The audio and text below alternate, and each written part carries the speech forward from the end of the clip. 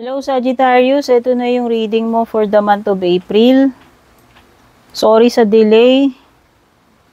Ako'y maraming inasikaso na may kinalaman sa health. Okay? Pero ikaw naman mag-alala Sagittarius kasi timeless reading naman ito kahit kailan mo ito mapanood, no? O, tingnan na lang natin ano ba tong ganap, mensahe para sa'yo or paparating ngayong month ng April.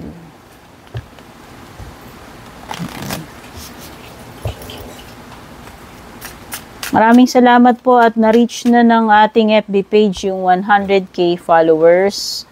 Hindi ko po mararating yan kundi dahil sa suporta ninyo, sa lahat ng nag-like, follow doon, palaging sumusubaybay. Maraming salamat. Ganon din dito sa ating YouTube channel. No? Siyempre, hindi ko rin naman kakalimutan yung mga yan. Maraming salamat. Shout out to Miss Yoli. Yoli Soliman ba yun? Sorry kung baka makalimutan ko yung buong pangalan. I-special shout out ko lang si Miss Yoli Soliman from California, USA yata siya kung hindi ako nagkakamali.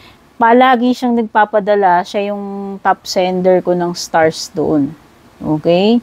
Marami ring salamat sa lahat ng nagpapadala ng stars, super thanks, yung mga nag-join na membership, nag-a-avail ng subscription, and pati na rin doon sa mga pabalik-balik na suki ko sa private reading na ilang taon na sa akin. Maraming salamat po. For those who are interested na mag-avail, mag-inquire ng private reading ko, tignan nyo na lamang po yung mga nakalagay sa description. Take note. Kapag merong nag-add friend sa inyo, naunang mag-message or private message, hindi po ako yun. Yun po yung mga impostor na nagpapanggap na ako. Marami na po yun, gumagaya sa page ko, kaya mag-ingat po kayo, no? Ayan. Tignan natin, ha? Sagittarius. Ano siya? Ay, wait lang, baliktad. Baliktad yung aking ano.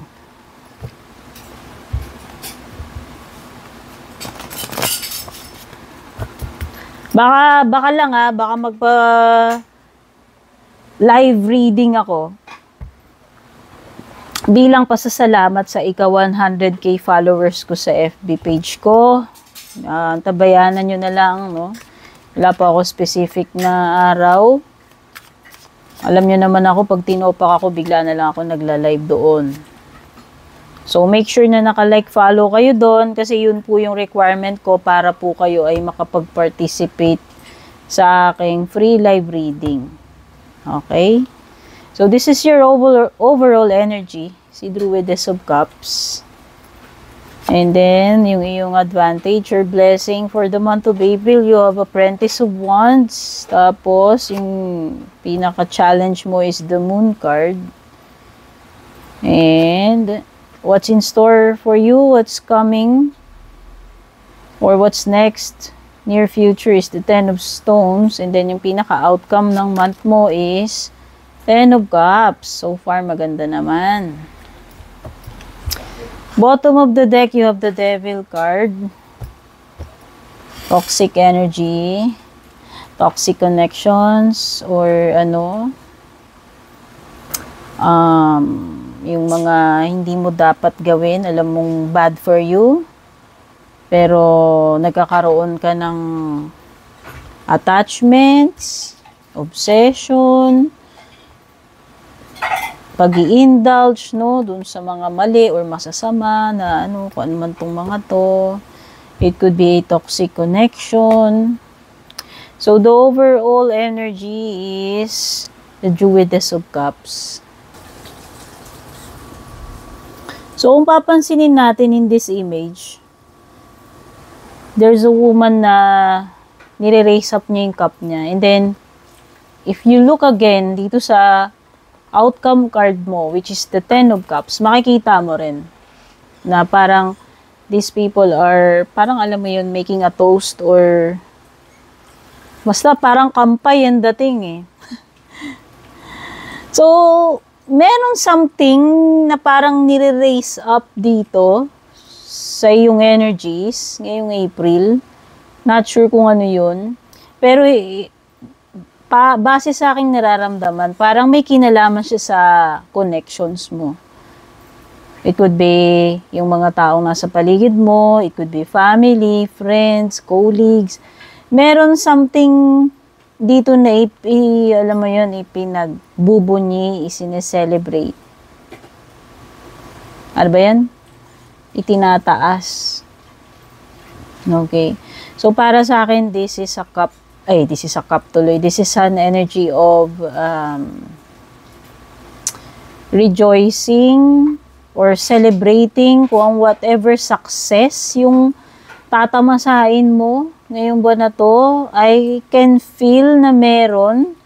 Kasi kung titignan natin, you have here 10 of stones, which is also a card ng stability.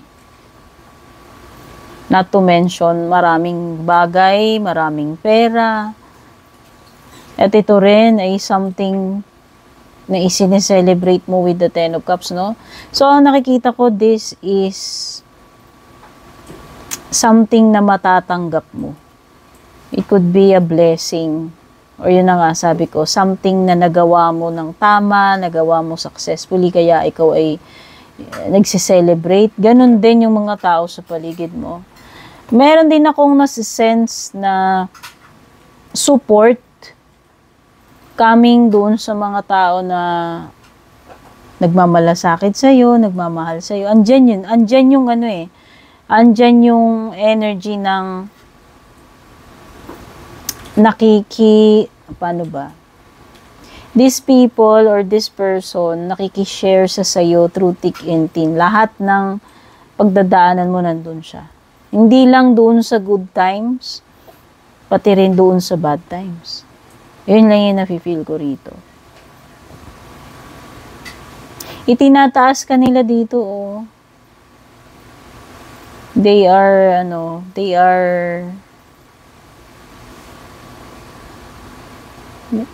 are happy sa iyong success. Yung mga tao sa paligid mo. At saka ito ay parang cup ng offering eh. Parang ikaw mismo, parang you are offering yourself dito. Hindi ko alam kung anong situation yan. Pero kasi, this is a card also ng empathy.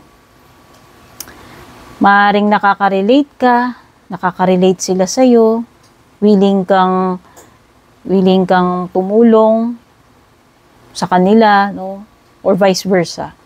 Ganun yung energy na napipick up ko dito. So, whatever yung kumbaga bukal sa kalooban mo or vice versa, bukal din sa kalooban niya or sa kanila. Kung sino man to tao or mga tao sa paligid mo na tulungan ka. If ever. So, kung kinakailangan mo ng assistance, may it be divine assistance or galing sa mga tao sa paligid mo, that is something na marireceive mo. Yun na yung nafe-feel ko rito. Ay naman, with the Apprentice of Wands naman, ito, this card falls dun sa challenge eh. So, pinakamalaking challenge mo dito is the inspiration. Yun lang yung nafe-feel ko. Pwedeng ikaw ay nawawalan ng gana tungkol dito sa isang bagay na dapat na gagawin mo. Pero parang instead na inspired ka, instead na ganahan ka, doon the opposite. O, kawalan ng gana, kawalan ng inspirasyon. Kawalan ng motivation pagdating dun sa bagay na supposed to be dapat mo ginagawa. So, ano yung impact nun? No? So, pag hindi ka inspired, so pwedeng napipilitan ka lang, or pwedeng hindi ka productive, or pwedeng wala kang matatapos. Okay? When it comes to communication, pwedeng may problema din, no? It could be na meron kang hinihintay na confirmation answers, pero parang may delay or may blockage, sabihin na natin, or hindi mo makuha yung hinihintay mo na mga mensahe na yan. Okay, pwedeng yun yung challenge. Ay, sorry, we're talking about blessing pala dito. Sorry naman. So, let me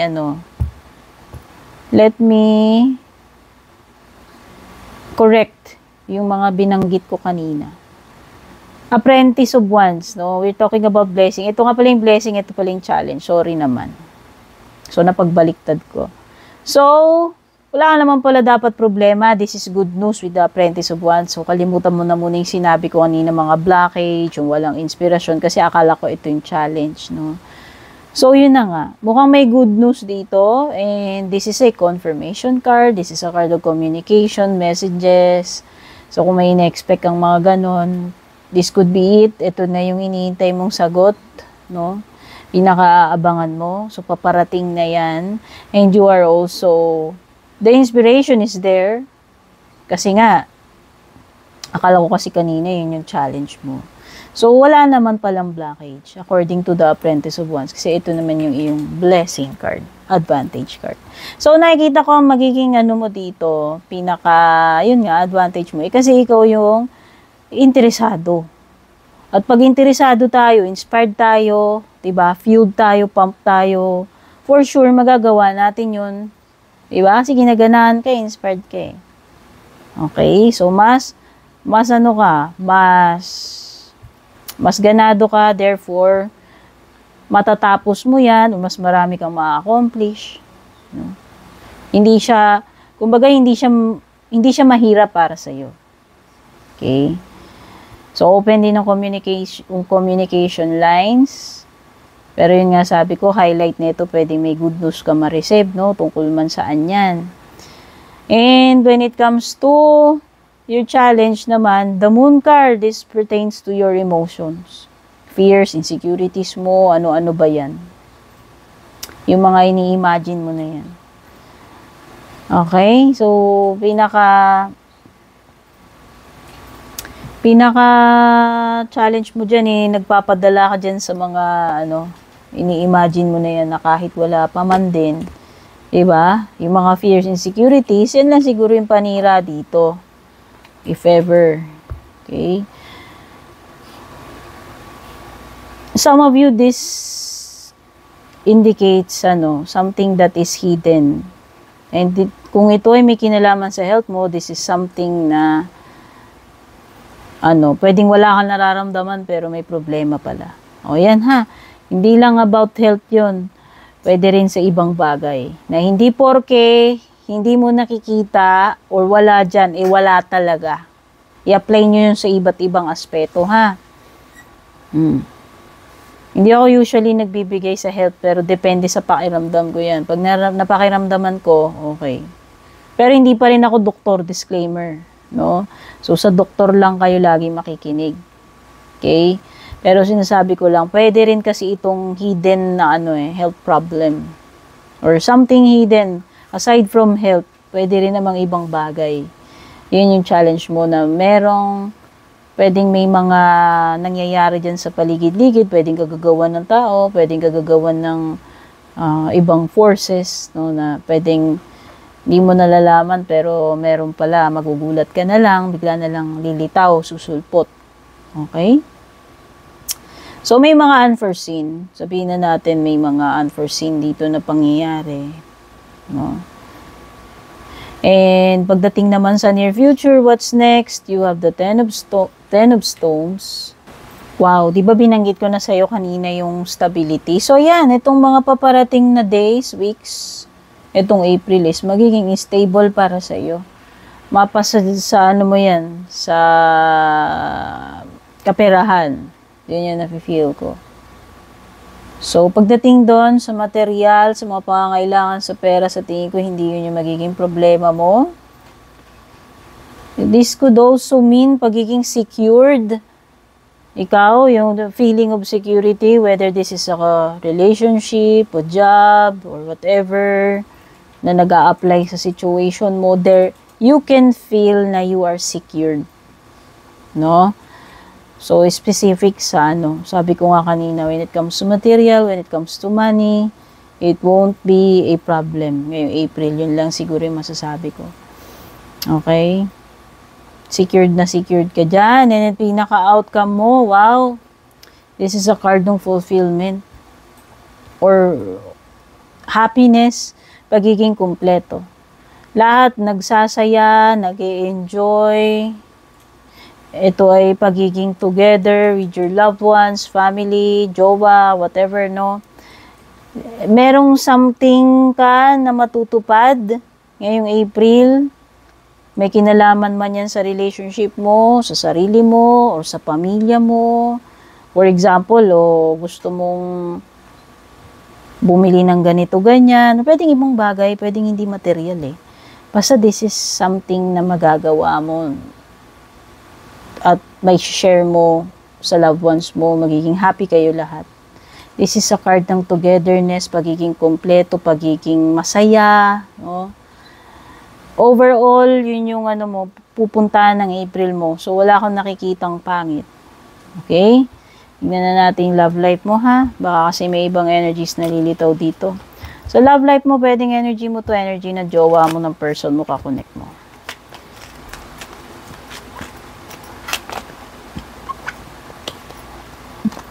Yung iba dito, healing heart. Ibig sabihin, unti-unti nang nakaka-recover sa heartache, heartbreak na pinagdaanan. Nakakalaya ka na rin from a toxic connection. Finally, this April, ayan, the Devil card. Diba? May toxicity akong binabanggit kanina. So, yun. Para sa iba, blessing enough na yun, yung makalaya kayo sa isang toxic relationship, di ba? Kasi, sino ba naman ang may gustong ma-stuck forever sa isang toxic person? Siyempre, wala. Di ba? Unless ikaw yung toxic. Joke. Pero yun na nga. Yung iba sa inyo may magte-take ng chance, ng risk, whether ikaw to o yung person. Ayan o. Itong person na to, bago man siya matagal na sa buhay mo or makikilala mo pa lang, pwedeng hindi niya, alam mo yon, hindi niya ipapahalata sa'yo or hindi niya i-reveal yung mga moves niya, yung mga pinaplano niya sa'yo. Oo, pwedeng ito yung kind of person na mahirap basahin, Sagittarius. So, ibig sabihin lamang nun, kikilalanin mo muna mabuti itong person na to or makikilala mo siya pag matagal na. Bay, lahat naman ganun, di ba? Minsan nga, lilitaw lang yung mga tunay na ugali ng jowa mo pag mag-asawa na kayo eh, di ba? So, may mga ganun. Meron lang ditong person na hindi niya, pwedeng hindi pa niya sinasabi or hindi niya pa pinapahalata sa'yo, pero type ka pala. Okay, mga ganun-ganun. Or pwedeng ikaw yun, kung yun yung energy mo. Sabi ko nga, pwedeng energy mo yan, energy ng person mo. Okay? Tignan pa natin yung mga additional messages. Para ma-close na natin tong reading mo. Ay! Sorry pala, ito pa pala yung mga paparating sa'yo. May tinuturo siya about danger. O, di ba sabi ko nga kanina, etong something na hidden. Sabi ko nga, the moon card. Something na hindi mo alam na nangyayari na sa background. Pero nakatago, pwedeng magugulat ka na lang. Merong something na hidden in the shadows, about to be revealed pa lang. Ito yun. This finger card is warning of a problem either now or in the near future. So, yung tinuturo nito is the moon, which is, sabi ko nga, pwede may kinalaman sa health din. So, yan ha. Ayan lang yung warning mo. At, sabi dito, ayan, wag kang magbaback down from opposition. Ipakita mo na ikaw ay strong. Sagittarius, kung ano man tong kakaharapin mo, tao man to, situation, whatever, wag kang panghinaan ng loob, wag kang basta aatras. Kasi yung umaatras, hindi na nanalo. Tama ba? Oo. Kung madali kang mag-give up, walang glory. Di ba?